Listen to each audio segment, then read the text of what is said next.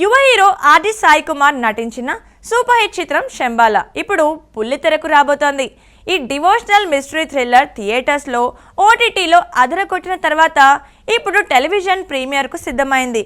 G Telugu channel ఈ చిత్రాన్ని satellite హక్కులు సొంతం చేసుకుంది. మార్చి 8న సాయంత్రం 6 గంటలకు వరల్డ్ టెలివిజన్ ప్రీమియర్ ప్రసారం కానుంది.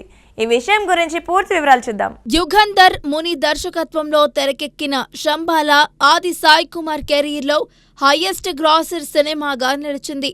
థియేటర్లలో మంచి విజయం సాధించిన ఈ చిత్రం ఓటీటీకి వచ్చిన తర్వాత కూడా అద్భుతమైన రెస్పాన్స్ పొందింది.